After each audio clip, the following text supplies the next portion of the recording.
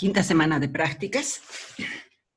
Vamos a hablar sobre transmisión de señales celulares. Las células siempre están expuestas a una variedad de estímulos o señales que son fisiológicos, pueden ser patológicos.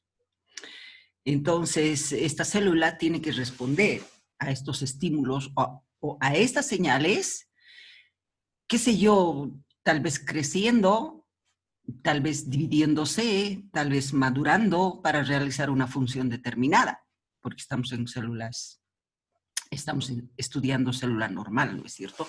Entonces las células normales pueden crecer, pueden dividirse, pueden realizar una función determinada o pueden envejecer también, que es una respuesta fisiológica. Eso es la forma de responder a los diferentes estímulos o a las diferentes señales que se encuentran en el medio externo o en el medio interno de la célula.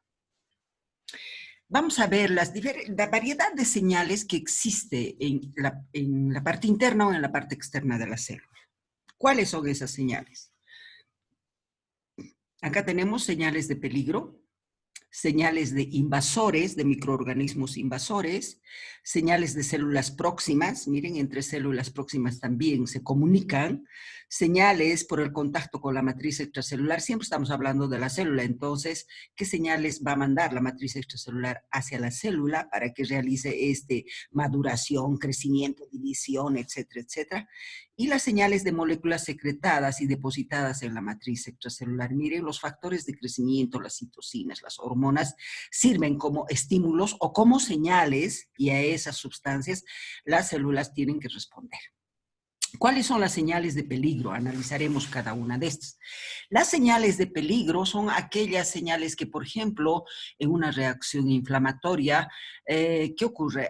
Se lesionan las células, pueden morir células, porque la reacción inflamatoria es una reacción de defensa local que realizan los tejidos. Entonces, en esa lucha va a haber lesión celular, va a haber muerte celular, y estas células lesionadas, estas células muertas, van a elaborar ciertas sustancias que se llaman señales de peligro, y esas señales de peligro, esas sustancias van a ser percibidas por células altamente especializadas a través de sus receptores de superficie, que son los macrófagos. Igual, las señales de los microorganismos, de los invasores, también van cuando son destruidos estos microorganismos o cuando son desintegrados, tienen proteínas, tienen lípidos, tienen azúcares, etcétera, etcétera, en la composición de estos microorganismos. Todos los microorganismos tienen esta composición. Entonces,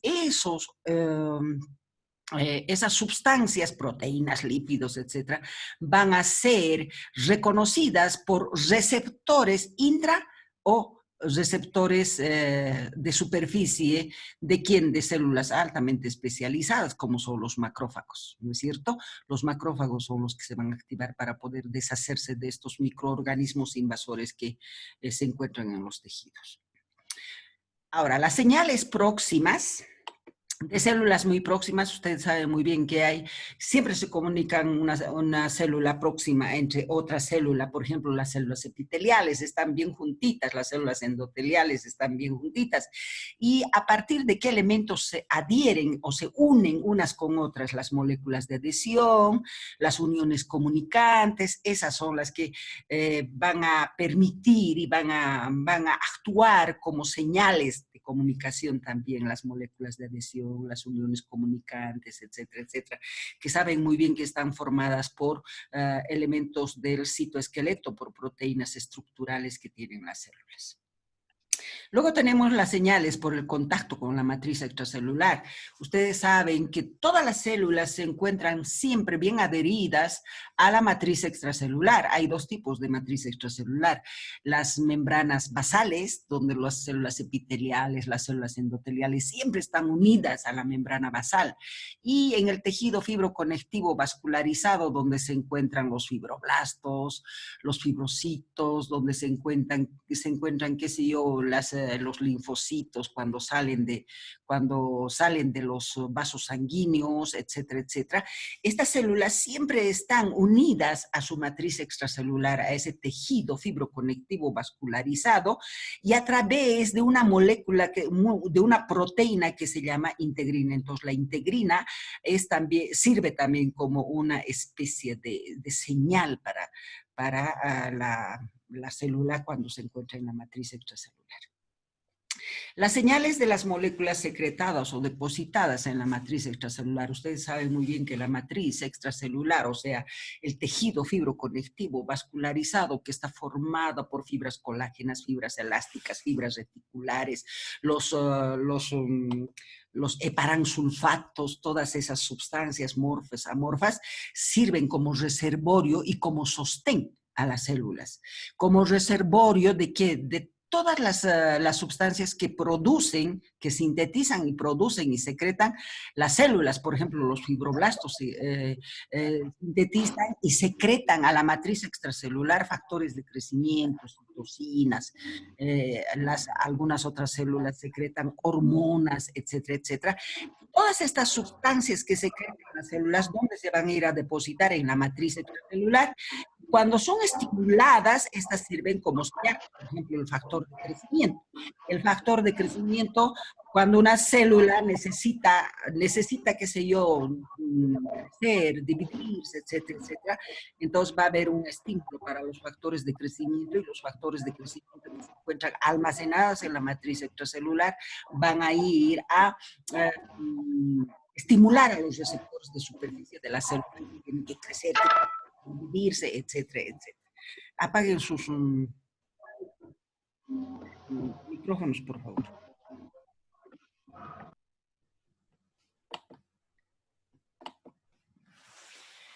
Ahora, ¿cómo estas señales van a ser transmitidas hacia la célula, hacia la parte interna de la célula? Porque ¿qué es lo que pasa? Cuando existe un estímulo, una señal, esta señal es percibida o es recibida por los receptores de superficie, si es una señal externa de la célula. Entonces son recibidas por los receptores de superficie que se encuentran en la membrana celular. Estos receptores se activan y esta activación de los receptores nos puede llevar a una serie de reacciones bioquímicas moleculares dentro de la célula. Ejemplo, puede haber una proteólisis de las porciones intracitoplasmáticas del receptor, o puede haber, qué sé yo, una estabilidad de las proteínas dentro de las células, cualquiera sea el camino de proteólisis o no proteólisis que se realiza dentro de la célula. Esa información va a ser enviada por segundos mensajeros que se encuentran en la porción intracitoplasmática. Esa información es enviada hacia los segundos mensajeros del receptor, hacia el segundo mensajero que se encuentra en el citoplasma, y estos mensajeros van a llevar la información al núcleo donde se va a realizar la transcripción de esa información del receptor. Y cuando se realiza la transcripción de la información llevada por el receptor y por los segundos mensajeros, ¿qué va a pasar? Va a salir esa información, la va a mandar, después de que la transcribe, manda al componente metabólico del núcleo, sale la información ya bien analizada, y en el retículo endoplásmico rugoso, donde se sintetizan proteínas, a nivel del ribosoma, porque ustedes saben muy bien que el ribosoma del retículo endoplásmico rugoso se realiza la transducción.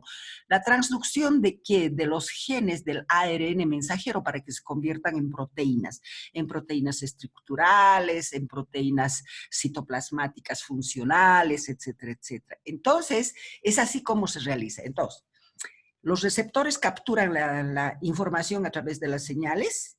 Esa información la va a enviar hasta el núcleo, en el núcleo se va a hacer la transcripción y de ahí va a salir la información hacia el ribosoma del retículo endoplásmico rugoso, y ahí se va a hacer la transducción para la formación de proteínas. Será en el retículo endoplásmico líquido para que se sinteticen más lípidos, etcétera, etcétera. Entonces, así cómo funciona el mecanismo de la transmisión de señales. Vamos aquí. Las señales se transforman se transportan mediante receptores de superficie, que son proteínas. Ahora, ¿qué son los receptores de superficie? Los receptores de superficie son proteínas transmembrana. ¿Se acuerdan cuando hacíamos la composición bioquímica molecular de la membrana plasmática? Decíamos que tenían lípidos y tenían proteínas, y habían proteínas transmembranas que atravesaban todo el espesor de la membrana, con una porción extracelular y una porción intracelular. De esas proteínas transmembranas estamos hablando. Actúan como receptores de superficie, con un dominio extracelular y un dominio intracelular. Y también hay receptores intracelulares, que son los factores de transcripción activados por ligandos liposolubles. Esos receptores intracelulares, hay uno exclusivamente, que es el receptor nuclear. Ese receptor nuclear es un receptor intracelular que se encuentra en el citoplasma de las células y sirve para sustancias liposolubles. Por eso dice, su ligando es liposoluble, ¿no es cierto? ¿Cuáles son esas sustancias? Ejemplos de sustancias liposolubles: vitamina D y hormonas esteroideas. Esas sustancias son las que van a ir a formar parte, o van a ir a estimular a los receptores nucleares que se encuentran dentro de la célula. Ahora, ¿cuál es el mecanismo? ¿Cómo se transmiten las señales hasta el núcleo y del núcleo al citoplasma? Hace rato ya les he explicado cómo se hace. Vamos. La molécula señalizadora, que se llama ligando, una molécula señalizadora, factor de crecimiento, por ejemplo.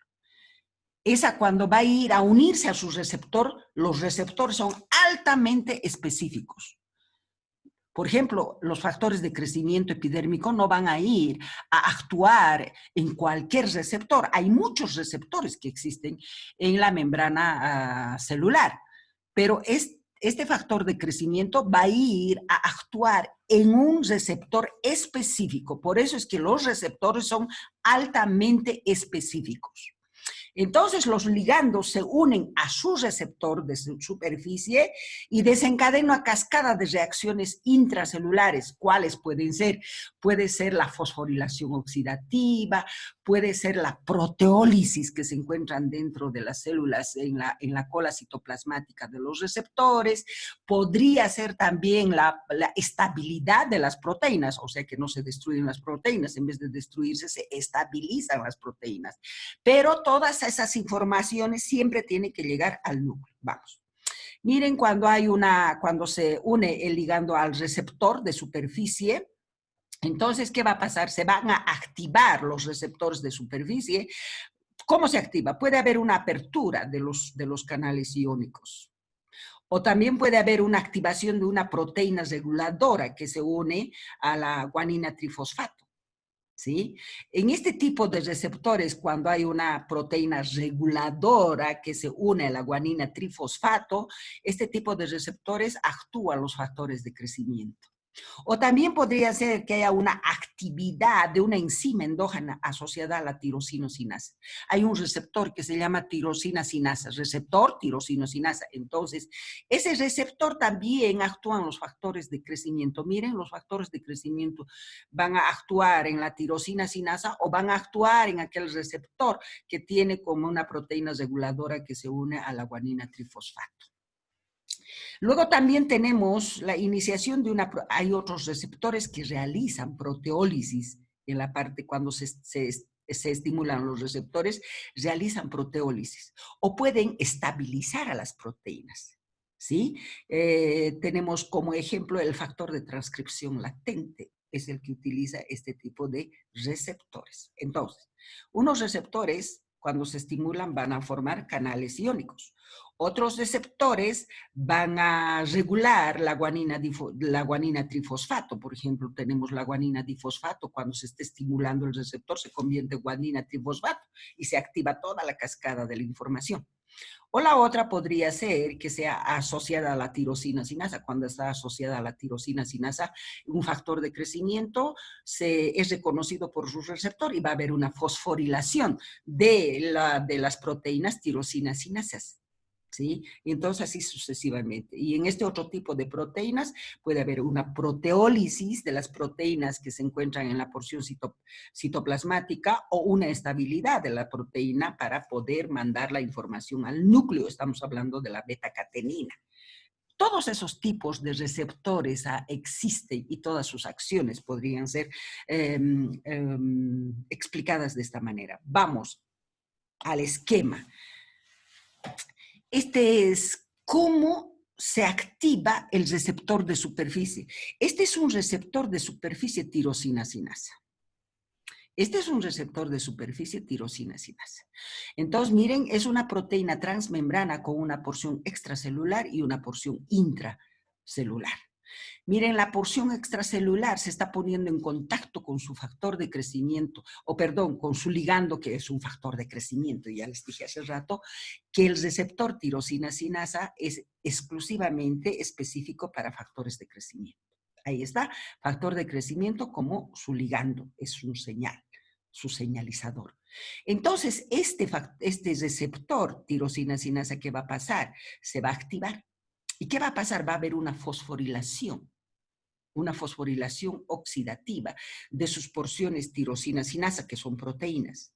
Y miren, aquí tenemos una proteína puente. Entonces, esta información, a través de esta proteína puente va a pasar la información a este RAS que está inactivo y le va a decir, oye muchacho, tienes que activarte. Entonces, este RAS inactivo está unido a la guanina difosfato. Entonces, cuando le dice la información, proteína puente que tiene que activarse, ¿qué hace este RAS inactivo? Va a convertir a la guanina difosfato en guanina trifosfato y se va a activar.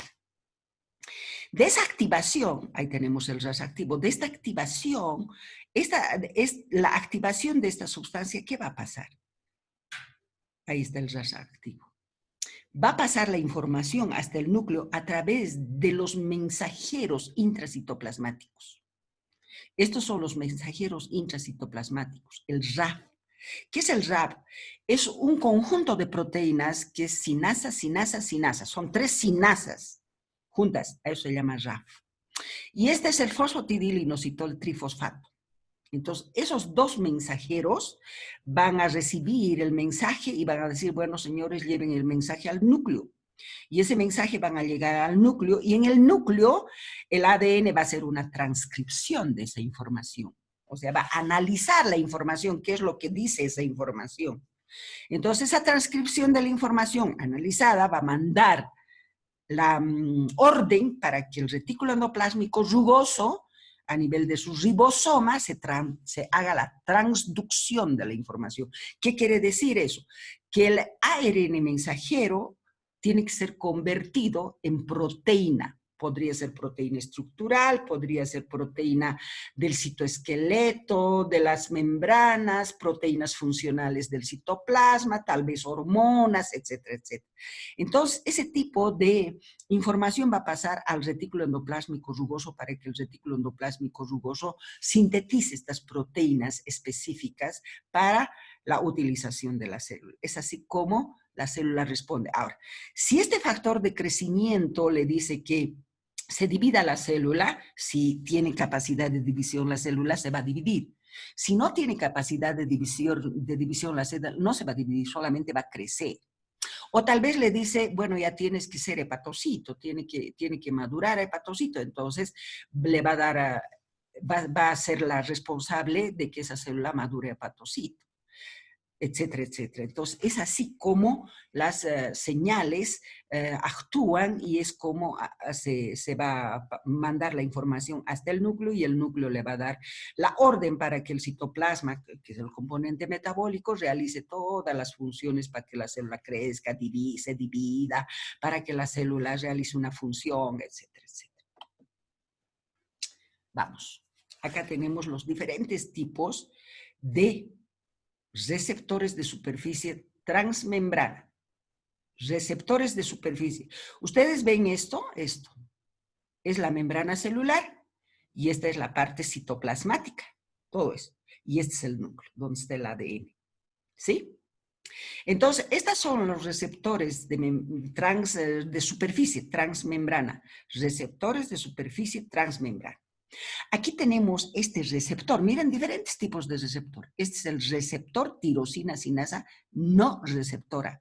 Aquí actúa la insulina, ese tipo de sustancias actúan. La insulina, no me acuerdo cuál más, vamos a ver en los próximos, pero estoy segura que la insulina actúa a este nivel. Este es el receptor. Miren, esta es tirosina sinasa no receptora. Tiene una porción extracelular y una porción intracitoplasmática. Y ahí está la tirosina sinasa no receptora. ¿Sí? Acá tenemos el receptor tirosino-sinasa. Este receptor tirosina-sinasa tiene acá, está su ligando, que es un factor de crecimiento. Aquí es la insulina. Aquí su ligando es el factor de crecimiento. Y aquí tenemos unida las proteínas sinasa, tirosina sinasa. Sí, estas son sus proteínas sinasas. Mire, tienen dominio sinasa. Ahí están. Cuando se estimula esta, se hace la fosforilación oxidativa de esta proteína tirosina sinasa, entonces se desprende. Se desprende. Estos son los 7 receptores transmembranas ligadas a la proteína G. ¿Sí? Estos receptores son, miren, también actúan aquí los factores de crecimiento. ¿Qué hace esto? Miren cómo cuando se activa este receptor, la molécula de ATP va a generar el AMP cíclico. Este receptor es el que genera el AMP cíclico. Y este es el receptor nuclear intracitoplasmático. En este, el único receptor intracitoplasmático, el receptor nuclear. ¿Para qué? Para sustancias, ¿no es cierto?, liposolubles. Acá tenemos hormona, pero también tenemos las hormonas esteroideas, les decía, y la vitamina D. Esas sustancias liposolubles pasan fácilmente la membrana celular, seguramente a través de los canales transmembrana, y se une en el receptor intracitoplasmático, y cuando se une, ambos van a ir a actuar sobre el ADN nuclear para que se realice la transcripción del gen nuclear, diana del hormona. Estos son los receptores Notch. Si ustedes ven aquí, es la membrana celular con su receptor Notch. Y aquí hay otra célula. Ahí está la membrana celular y este es el citoplasma. Esta célula tiene también receptor Notch. Entonces, este receptor Notch es exclusivamente para que se estimule con otro receptor Notch de la otra célula. Entonces, cuando se juntan entre receptores Notch, ¿qué pasa? Se activa y va a haber una escisión de la parte interna del receptor Notch. Miren, se está liberando y ese receptor Notch va a entrar al núcleo para la transcripción del receptor Notch. Y este es el receptor WANT, que siempre actúa con el receptor Fritz. Acá está lo que les decía. Aquí sí hay una proteólisis del receptor. Esta actúa con una proteólisis del receptor. Esa información manda al complejo multiproteico. Este complejo multiproteico, entonces, junto con el receptor NITS, puede hacer dos cosas. Uno, que puede hacer una destrucción de la proteína. ¿Proteólisis de quién? De la beta-catenina. Miren, hay proteólisis de la beta-catenina por la fosforilación oxidativa. O podría ser también que estabilice a la beta-catenina. Cuando hay una proteólisis, miren, no hay la información hacia el núcleo. Cuando se estabiliza la beta-catenina, sí, esa beta-catenina estabilizada entra al núcleo y se hace la transcripción de este receptor WNT. Y este es el correceptor, que son sustancias lipoproteicas de baja densidad. Son correceptores de estos dos receptores. Aquí hay una proteólisis, ¿sí? Acá también proteólisis y aquí hay una estabilidad de las proteínas. Así es como actúa. Ahora, cuando actúan todos estos receptores se forman enlaces cruzados. De todos estos receptores se forman enlaces cruzados y eso permite la activación de estos receptores. Vamos. Tipos de receptores, todo lo que les he explicado en la lámina, en la anterior lámina, me he olvidado colocar esto así. Ay.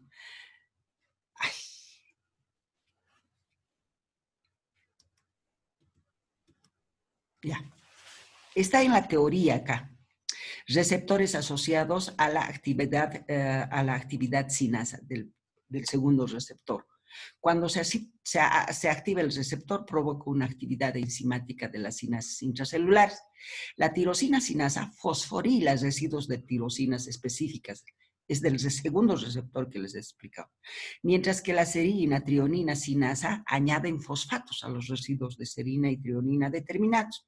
Y los lípidos sinasas fosforilan lípidos, y en cada fosforilación existe una fosfatasa que retira los residuos de fosfato de esta manera, modulando las señales.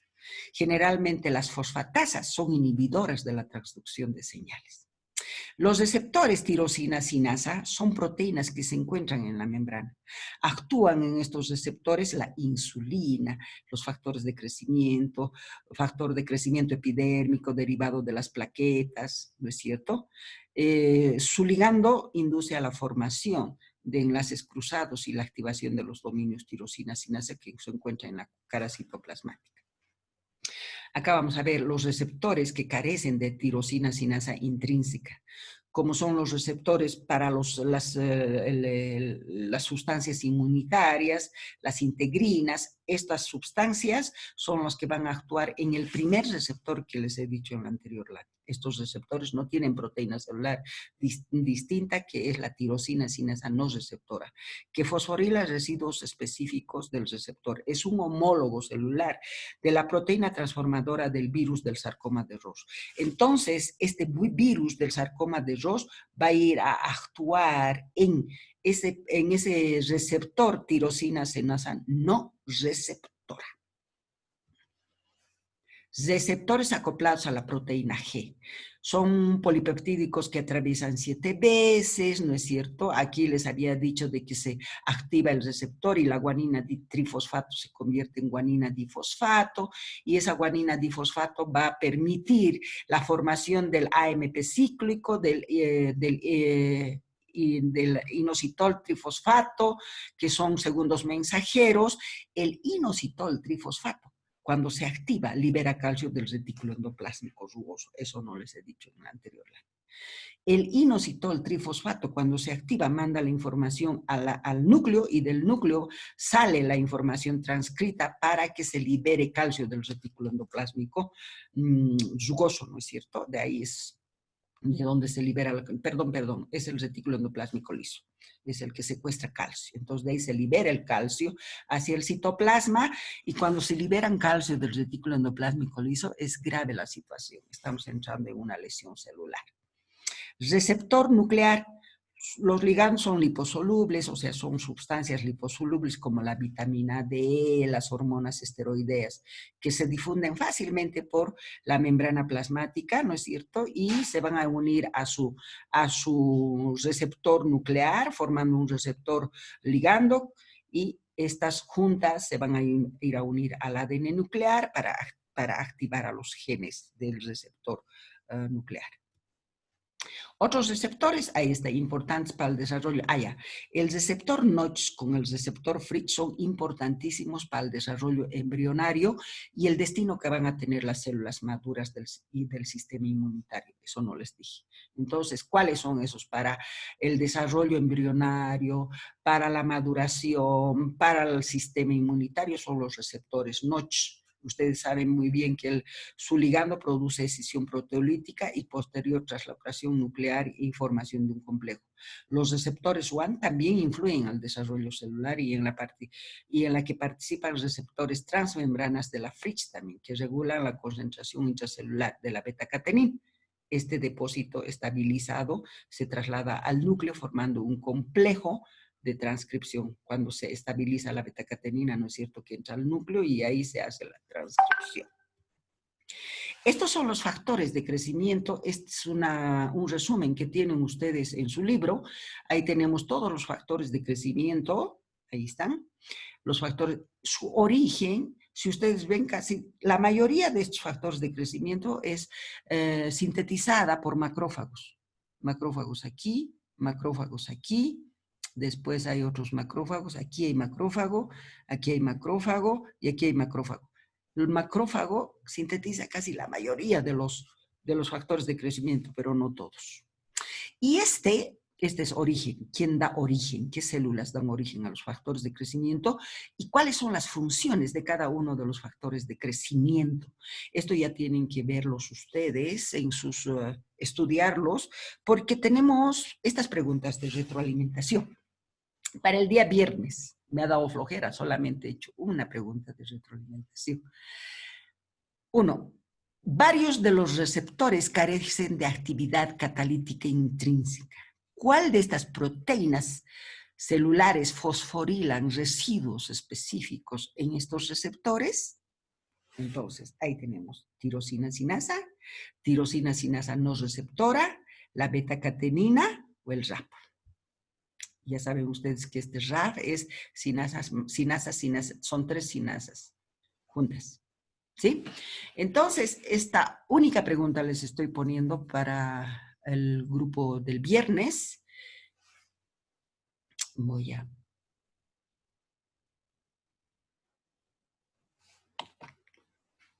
Ya. Nos vemos la próxima semana a las 10 de la mañana.